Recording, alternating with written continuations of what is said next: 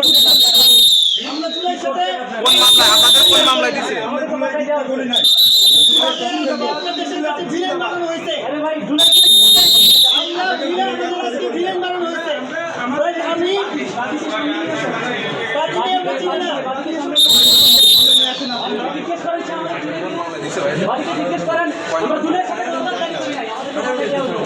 বলেন, আপনি বলেন আবার।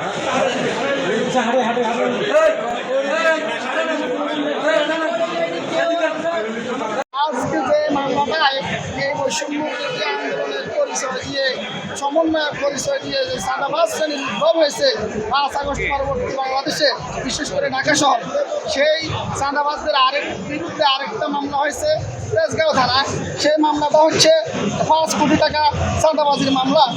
বাদীর ভুলেভাই বীর মুক্তিযোদ্ধা আবুল কালাম আজাদ সাহেব, তিনি তার একটা গার্মেন্টস ফ্যাক্টরি আছে, সেই ফ্যাক্টরিতে 5 কোটি টাকা এই চাঁদাবাজরা দাবি করেছিল।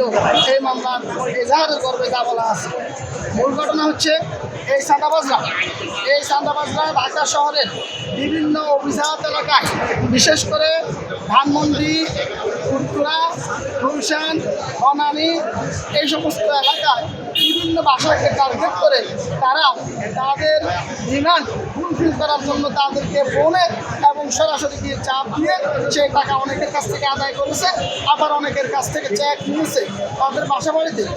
পরবর্তীতে চেকও পাওয়া গিয়েছে। আজকে তেজগাঁও থানার এই মামলায় তাদেরকে মামলার তদন্তকারী কর্মকর্তা 7 দিনের রিমান্ড প্রার্থনা করেন। আমরা রাষ্ট্রপক্ষে মাননীয় আদালতকে বলেছি, মাননীয় আদালত যে সমস্ত ছাত্ররা গুলি বৃষ্টির সম্মুখে বুক পেতে দিয়েছিল, সেই গুলি বৃষ্টির সাথে তারা আপোষ করে নাই, অথচ তারা এই অর্থের কাছে আপোষ করে ফেললো এই চাঁদাবাজ শ্রেণীকে নির্মূলের জন্য।